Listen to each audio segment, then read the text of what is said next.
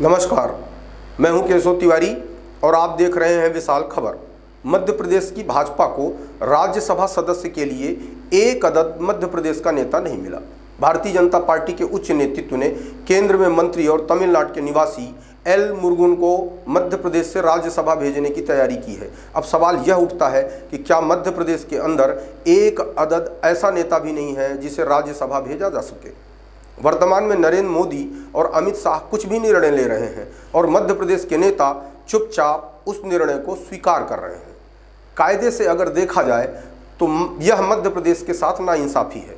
मध्य प्रदेश के नेता भी भारतीय जनता पार्टी के लिए खून पसीना एक कर भाजपा को बहुमत दिलाने का प्रयास करते हैं। जब राज्यसभा में जाने का मौका आता है तो दूसरे राज्य के नेताओं को मध्य प्रदेश की छाती पर मूंग दलने के लिए बैठा दिया जाता है। आखिर ऐसा क्यों? एल मुरुगन पहले नेता नहीं हैं जिन्हें मध्य प्रदेश से राज्यसभा भेजा जा रहा है। इसके पहले भी एमजे अकबर और धर्मेंद्र प्रधान को मध्य प्रदेश से राज्यसभा का सदस्य बनाया गया। चलिए, आपने किसी नेता को मध्य प्रदेश से राज्यसभा का सदस्य बना दिया तो कम से कम उस मंत्री या नेता को मध्य प्रदेश के हितों एवं उत्थान के बारे में तो सोचना चाहिए। लेकिन प्रायः देखने में आता है कि दूसरे राज्य का नेता भले ही मध्य प्रदेश से राज्यसभा का सदस्य चुना जाए, लेकिन उसकी आत्मा एवं उसका लगाव अपने राज्य एवं अपने क्षेत्र के लिए ज़्यादा होता है। एमजे अकबर भी केंद्र में मंत्री रहे।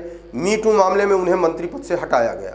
इसके अलावा धर्मेंद्र प्रधान भी मध्य प्रदेश से ही राज्यसभा के सदस्य चुने गए हैं, लेकिन केंद्र में मंत्री रहते हुए उन्होंने भी ऐसा कोई काम मध्य प्रदेश के लिए नहीं किया जिससे यह कहा जाए कि मध्य प्रदेश के राज्यसभा सदस्य चुने गए हैं तो उन्होंने मध्य प्रदेश के साथ न्याय किया।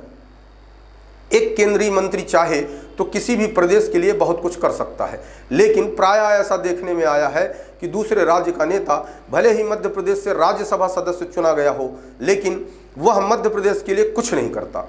हाल ही में ज्योतिरादित्य सिंधिया को नागरिक उड्डयन मंत्री बनाया गया। क्योंकि वह मध्य प्रदेश के निवासी हैं, इसलिए उन्हें पूरी ताकत के साथ मध्य प्रदेश के एयरपोर्ट एवं हवाई उड़ानों को सुधारने की व्यवस्था की। ज़्यादा से ज़्यादा मध्य प्रदेश के बारे में ज्योतिरादित्य सिंधिया चिंता कर रहे हैं, लेकिन अन्य मंत्री ऐसा नहीं करते। कम से कम भारतीय जनता पार्टी को अपने हर मंत्री से इतना तो कहना चाहिए कि कम से कम जिस राज्य से राज्यसभा के सदस्य चुने जा रहे हो उस राज्य के विकास के बारे में तो कुछ सोचो। मध्य प्रदेश से राज्यसभा के लिए कुल 11 सीटें हैं, जिसमें 7 सीटों पर भाजपा और 3 पर कांग्रेस का आधिपत्य है। एक सीट थावर चंद गहलोत के इस्तीफा देने के कारण खाली हुई। उम्मीद की जा रही थी कि मध्य प्रदेश का कोई नेता राज्यसभा के लिए चुना जाएगा, लेकिन ऐसा नहीं हुआ। थावर चंद गहलोत की जगह तमिलनाडु के एल मुरुगन को राज्यसभा सदस्य चुना गया। बहुत सारे नेता टकटकी लगाए हुए थे कि उन्हें राज्यसभा सदस्य के रूप में चुना जाएगा, जिसमें सत्यनारायण जटिया एवं उमा भारती का नाम प्रमुखता से लिया जा रहा था। लेकिन भाजपा के उच्च नेतृत्व ने मध्य प्रदेश के किसी नेता को इस लायक नहीं समझा कि राज्यसभा भेजें। वर्तमान में राज्यसभा सदस्य के रूप में मध्य प्रदेश से एमजे अकबर, धर्मेंद्र प्रधान, ज्योतिरादित्य सिंधिया, अजय प्रताप सिंह, सुमेर सिंह, कैलाश सोनी, संपतिया उइके तथा एल मुरुगन भाजपा के सदस्य के रूप में चुने गए हैं। वहीं कांग्रेस से राजमणि पटेल, दिग्विजय सिंह एवं विवेक तनखा राज्यसभा के सदस्य हैं।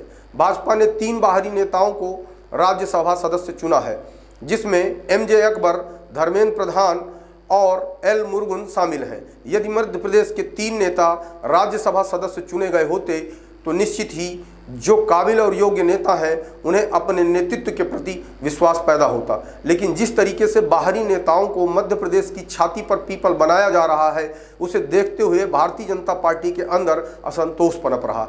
यदि भारतीय जनता पार्टी भविष्य में भी इसी तरीके से मध्य प्रदेश में बाहरी नेताओं को थोपती रही तो वह दिन दूर नहीं जब भाजपा नेताओं का असंतोष सड़कों पर उतर आएगा।